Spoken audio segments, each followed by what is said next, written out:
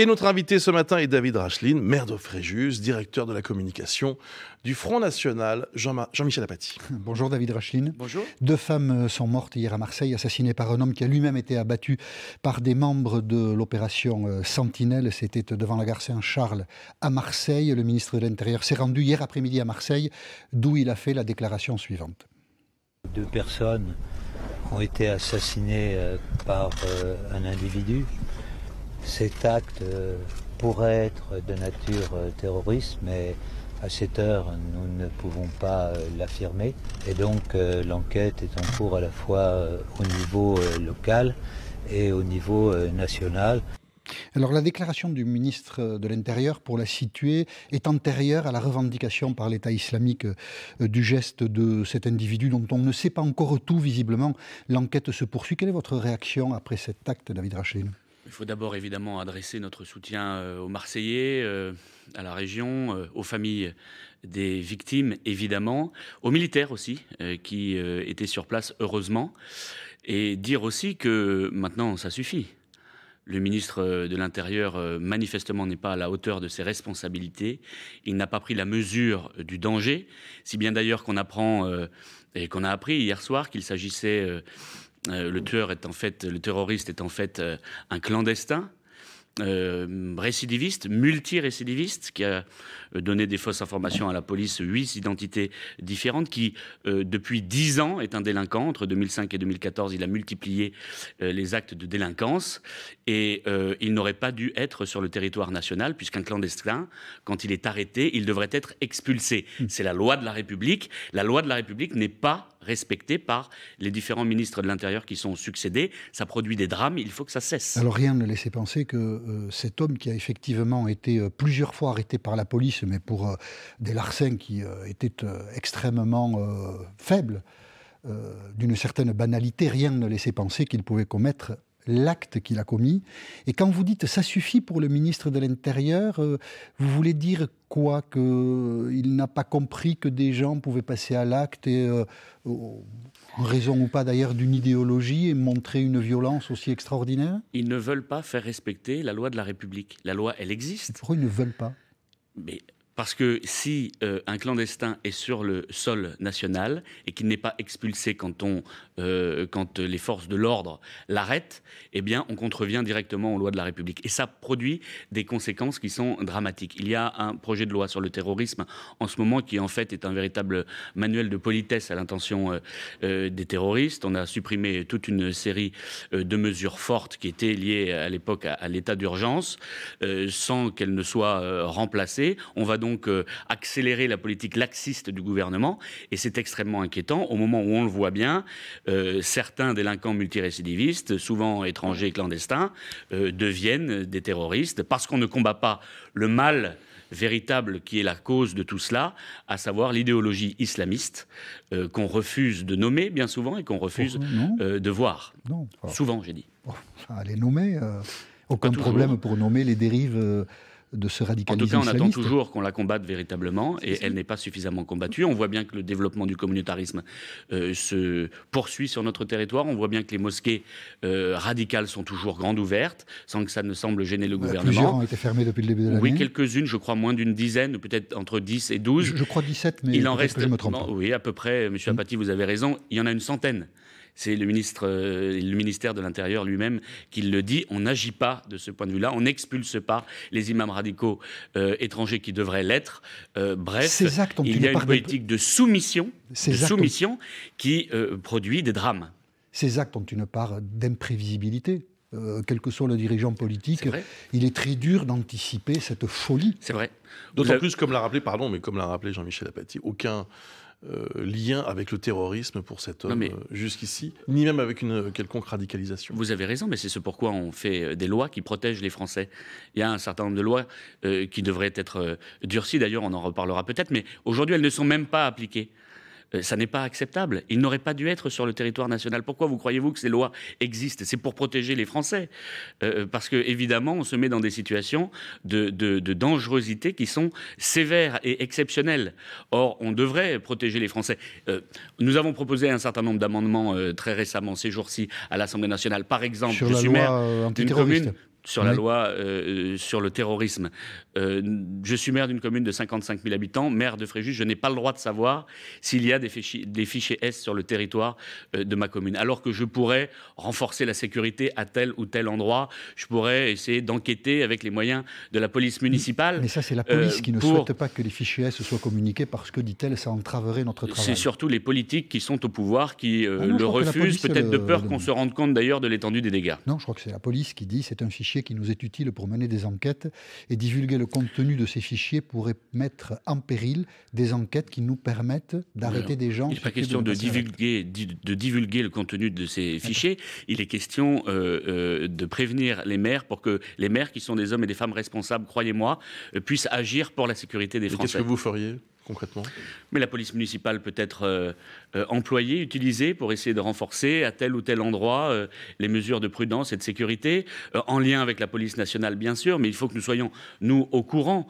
Or, nous ne le sommes pas, et c'est à mon avis inacceptable. Mais il y a beaucoup d'autres choses à faire. On parlait il y a quelques instants des mosquées qui ne sont toujours pas fermées. C'est problématique. On parle aussi de l'absence de renforts, de policiers, de gendarmes. Maintenant, il faut embaucher des policiers et des gendarmes, ça n'est pas fait. Et le budget, manifestement, ne sera pas prévu à la hausse dans ce domaine-là. C'est une grave erreur.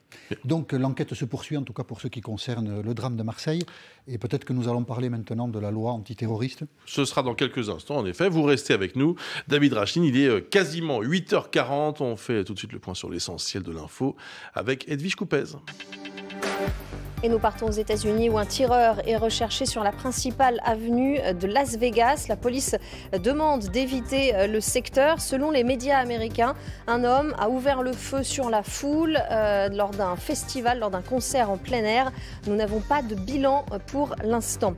Trafic SNCF quasi normal ce matin en gare Saint-Charles à Marseille, mais la présence des forces de l'ordre est très nombreuse au lendemain de l'attaque au couteau et la mort de 2 jeunes femmes. Une attaque revendiquée par Daesh, mais les autorités restent prudentes sur le caractère terroriste de cet acte. 5 ans après les tueries de Toulouse et de Montauban, ouverture aujourd'hui à Paris du procès des complices de Mohamed Merah, son grand frère Abdelkader notamment, considéré comme son mentor, et un ami d'enfance qui a reconnu lui avoir fourni une arme. Tous deux nient avoir été au courant des projets terroristes du tueur. Une simple mise en scène pour Madrid. Il n'y a tout simplement pas eu de référendum hier en Catalogne. Consultation qui a été très durement réprimée par la police. Images choc qui ont fait le tour du monde. Le président catalan, lui, crie victoire. Le oui vainqueur à plus de 90% selon lui. Il pourrait déclencher le processus d'indépendance dès demain. France Info. David Rachlin, maire Front National de Fréjus, est l'invité de France Info ce matin. Jean-Michel Apathy. L'Assemblée nationale devra voter demain pour ou contre le projet de loi présenté par Gérard Collomb, mettant dans la loi ordinaire certaines dispositions contenues dans l'état d'urgence. Si on a bien compris votre propos, ça n'est pas une information, les députés du Front National voteront contre. En tout cas, ils ont essayé de faire passer un certain nombre d'amendements, une cinquantaine à peu près. Ils ont tous été rejetés par le gouvernement et par la majorité. Donc par exemple, nous avons réclamé...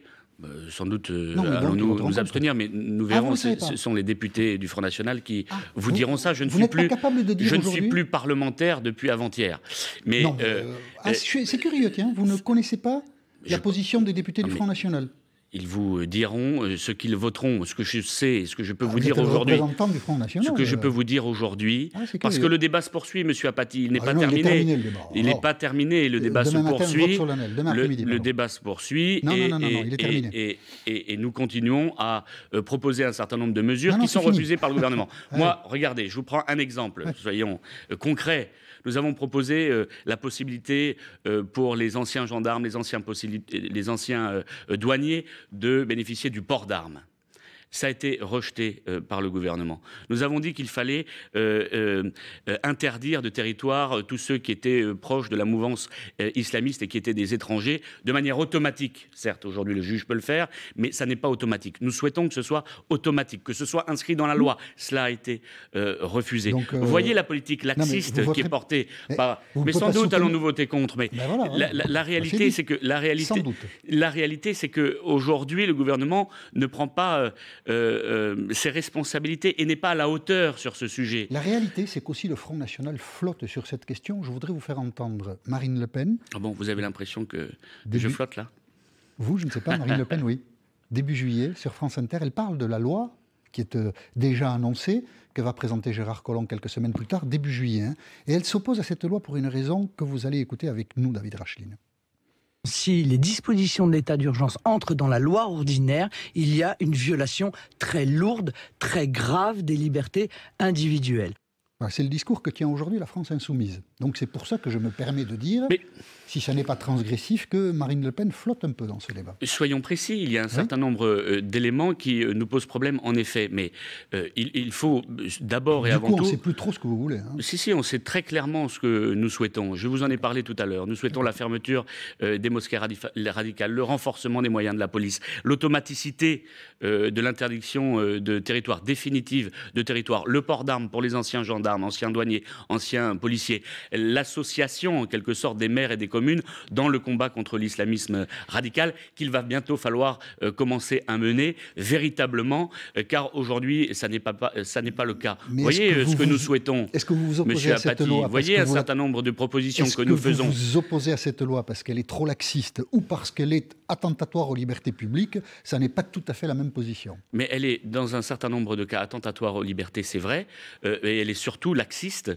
dans bien trop de cas, et je viens de définir devant vous quels étaient les cas dans lesquels nous souhaitions le renforcement et l'armement en quelque sorte de la loi pour combattre le terrorisme. On voit bien aujourd'hui que ce qui est fait n'est pas suffisant. On attendra demain pour voir quel est le vote donc, des députés du Front National. Si nous parlons de la Catalogne, une tentative de référendum avorté hier en Catalogne, il s'est tout de même produit. À peu près 40% des gens qui pouvaient se rendre aux urnes l'ont fait. Et le oui l'aurait emporté à 90%. Mais on a vu que le gouvernement espagnol avait tout fait pour entraver cette procédure avec des policiers qui sont entrés dans les bureaux de vote, qui ont saisi des urnes, ce qui a suscité de la part évidemment des Catalans eux-mêmes des réactions extrêmement négatives. On écoute l'un d'entre eux, saisi hier, bien sûr. C'est une honte, je suis catalan, je suis de Barcelone et aujourd'hui, c'est le jour le plus triste que nous ayons vécu dans cette ville.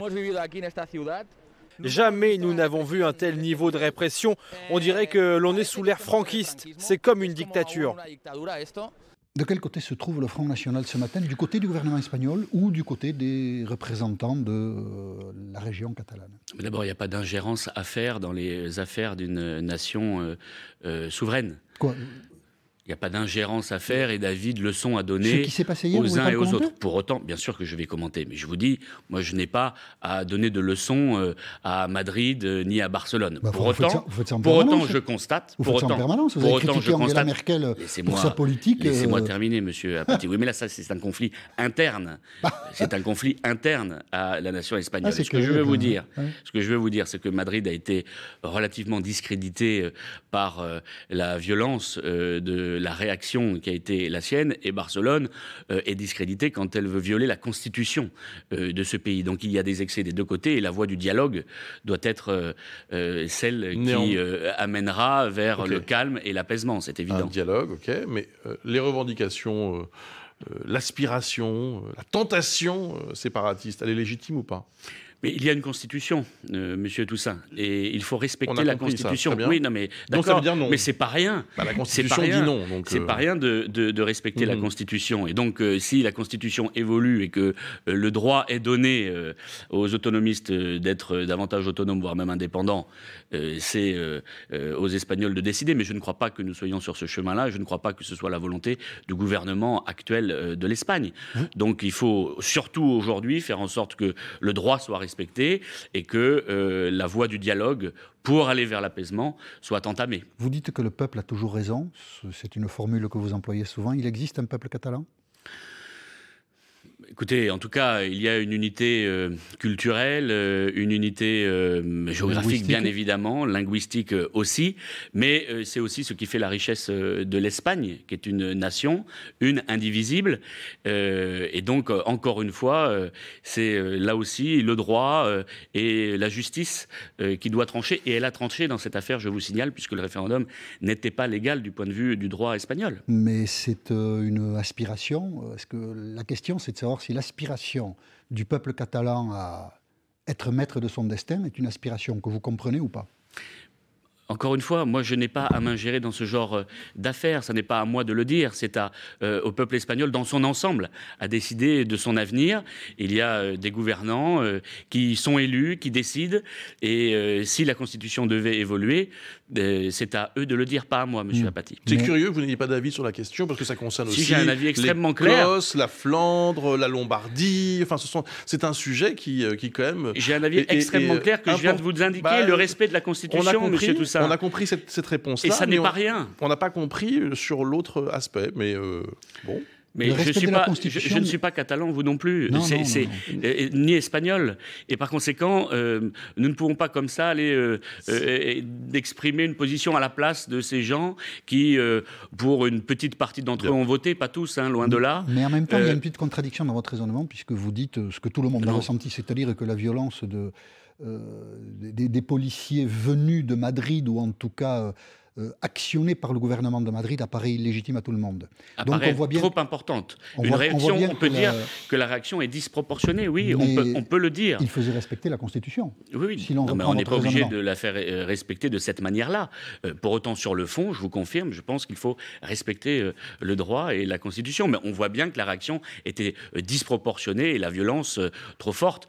Il y a eu des violences des deux côtés, hein, entre nous soit dit. Vous êtes plutôt donc pour l'Europe des nations plutôt que pour l'Europe des peuples? Bien sûr que nous sommes pour l'Europe des peuples. Bien sûr que nous sommes des peuples et des nations. Ah, ça se confond pas, on le voit bien. Là. Non. On voit bien là, que ça se confond pas. Des peuples et des nations libres, souveraines, qui doivent pouvoir être maîtres en effet de leur destin. Ce qui n'est plus notre cas depuis longtemps, hein, au passage. Vous restez avec nous, David Rachlin, il est quasiment 8h50. On fait tout de suite un point sur l'essentiel de l'info avec Edwige Coupez. Et sur cette intervention à Las Vegas, intervention en cours, la police sur les traces d'un tireur. L'homme aurait ouvert le feu près d'un casino. Des coups de feu ont été entendus sur la principale avenue de la ville. Un concert en plein air interrompu par des bruits ressemblant à des rafales d'armes automatiques. CNN fait état de plusieurs blessés par balle, mais nous n'avons pas encore de bilan précis. En France, Daesh a revendiqué l'attaque au couteau et la mort de 2 jeunes femmes hier à Marseille. Du terrorisme low cost pour Christian Estrosi ce matin sur France Info. Pour le président délégué de la région, PACA, il est possible de prévenir ce genre d'attaque, notamment grâce à des caméras intelligentes. En Catalogne, appel à la grève générale demain, après le référendum durement réprimé par la police espagnole, plus de 90 blessés. Le gouvernement régional affirme que le oui l'a emporté à plus de 90% et que les habitants de la région ont du coup gagné le droit d'avoir un État indépendant. Madrid dénonce une simple mise en scène. Et puis ce dramatique incendie cette nuit dans une tour HLM de Mulhouse. 4 enfants et un adulte sont morts. 8 autres habitants ont été blessés. 3 sont dans un état grave ce matin. France Info. David Rachlin, maire Front National de Fréjus, et l'invité de France Info, Jean-Michel Apathy. L'Allemagne, c'était il y a déjà 8 jours, mais je voulais vous poser une question à ce sujet. C'est prononcé, les Allemands ont été aux urnes, ils ont reconduit, mais dans un contexte difficile pour elle, Angela Merkel pour un 4e mandat, et le fait politique a été l'irruption sur la scène allemande du courant nationaliste allemand, l'AfD, Alternative pour l'Allemagne. Et je voulais vous faire entendre pour savoir... De l'amiral Nelson et Churchill, nous avons le droit d'être fiers des soldats allemands lors des 2 guerres mondiales. Nous avons le droit d'être fiers des soldats allemands, donc de la Wehrmacht, entre 1939 et 1945, avec tout ce qui s'est passé.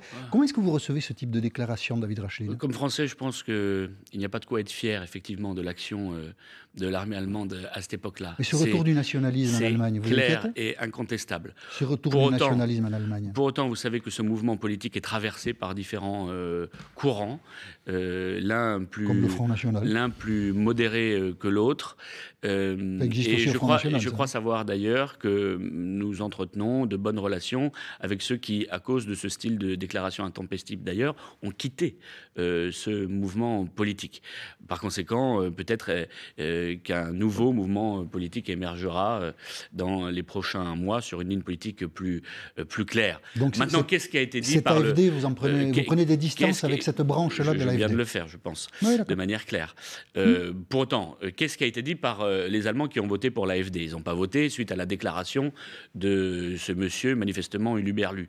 Et c'est pas ça la question. La question, c'est l'arrivée massive sur le sol européen, sur le sol allemand, de centaines de milliers, en Allemagne plus d'1 million, de migrants qui posent des difficultés graves dans nos pays, des difficultés sociales, des difficultés d'accueil, des difficultés nombreuses que les gouvernants refusent de voir. Et cela, je crois que c'est un fait politique majeur. C'est la remise en cause de la politique d'immigration de Mme Merkel et de l'Union européenne qui nous interdit, et cela pose des problèmes, y compris de sécurité, nous n'en avons pas parlé tout à l'heure, mais j'aurais dû, parce que nous devons protéger nos frontières pour éviter ce qui arrive en ce moment sur le sol européen et sur le sol français. Permettre aux nations de bénéficier de leurs frontières pour pouvoir réguler, voire arrêter, si c'est souhaité par les peuples, l'immigration, c'est une urgence absolue. Séminaire ce week-end du Front National au Futuroscope. Oui, monsieur Apathy. 6 pieds, David Racheline, le malaise est toujours aussi important au Front National? Non, il n'y a aucun malaise au Front National. Il n'y a plus de malaise? Il y a des clarifications qui ont été faites. Maintenant, tout le monde est rassemblé derrière Marine et derrière la direction du Front National. Il y avait hier, parce que nous sommes le mouvement des territoires, des centaines d'élus, conseillers municipaux, conseillers régionaux, parlementaires, qui vont mener les combats dans les prochaines élections européennes, mais aussi municipales, qui sont absolument capitales. Et les conseillers municipaux, nous faisons en sorte que ce soit les maires de demain. Et ça n'est pas anodin. Vous allez d'abord mener un débat interne sur la ligne. On ne connaît plus votre ligne économique. On a quand même compris que vous étiez assez déstabilisé par les suites de l'élection présidentielle. Non, nous ne sommes pas déstabilisés. L'élection présidentielle nous a donné raison en ce que le clivage, a changé, en ce que les mondialistes se sont rassemblés autour du pôle mondialiste qu'incarne M. Macron et les nationaux que nous sommes autour de Marine. Alors, effectivement, Marine a souhaité... Il y a quand même un ou deux petits problèmes. Effectivement, Marine a souhaité une refondation pour pouvoir être plus performant sur le plan politique et sur le plan de notre organisation, pour pouvoir être plus rassembleur. Nous voulons consulter nos adhérents pour savoir ce qu'ils pensent précisément de tel ou tel autre sujet. C'est quoi la tendance? Qu'est-ce qui est ressorti de ce séminaire? Vous allez abandonner la sortie de l'euro? Mais attendez, nous allons poser la question et nous allons poser des questions à nos adhérents. Et si on vous la pose à vous? Sur ce qui concerne à titre personnel, la souveraineté monétaire, nous avons rappelé lors d'un précédent séminaire récent que la souveraineté de notre pays était moteur dans notre combat politique, mais que pour autant l'euro n'était pas une priorité. Il y a beaucoup d'autres choses que nous pouvons faire immédiatement. Rétablir nos frontières, sortir de Schengen, le patriotisme économique, lutter contre la concurrence déloyale. Tout ça, on peut le faire immédiatement sans rentrer dans des débats, sans rentrer dans des débats profonds. Pour autant, l'objectif... Vous êtes en train de nous dire que vous n'allez pas trancher sur cette question? Si, ou que vous allez abandonner l'idée de la sortie de l'euro? Marine tranchera cette question avec les adhérents, avec le peuple des militants de notre mouvement politique. Nous allons les consulter dans les prochaines semaines, les prochains mois. Mais les choses sont claires, la souveraineté nationale, dans tous ses aspects, reste un objectif, reste notre priorité. Et croyez-moi, il y a beaucoup à faire dans ces domaines. Vous allez changer de nom? Je pense que c'est une hypothèse... de travail. Je crois, moi, que c'est souhaitable, parce que le nom Front National peut parfois être un frein. Peut-être en tout cas, ce qui est sûr, c'est qu'il y a un certain nombre de personnes qui sont bloquées par ce nom, peut-être par l'histoire de ce mouvement politique qui peut les inquiéter, qui sont inquiétés d'ailleurs à dessein par un certain nombre, par les médias, peut-être d'observateurs, ou surtout nos adversaires politiques, au-delà des médias, M. Apathy. Je ne vous ai pas encore attaqué, alors ne faites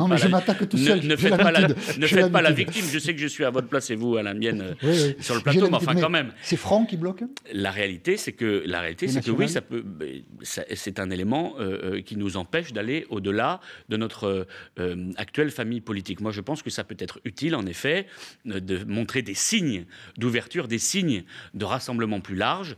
Maintenant, c'est aux adhérents, dont je fais partie d'ailleurs, de décider, et ils décideront en son temps. Il va vous manquer, Florian Philippot ? Mais chacun a apporté au Front National dans les différents combats qui ont été les nôtres dans les dernières années. Maintenant, il a fait le choix d'une aventure personnelle, il a fait le choix, et je vous réponds, d'un autre combat politique. C'est son droit, mais nous continuons le nôtre. Mais il vous manque ou pas ? Mais il n'a pas à manquer ou pas à manquer. Il y a un mouvement politique, une présidente, nous sommes rassemblés derrière elle et c'est ça l'essentiel. Merci beaucoup David Rachnine, merci d'avoir été l'invité de France Info ce matin. Merci à vous.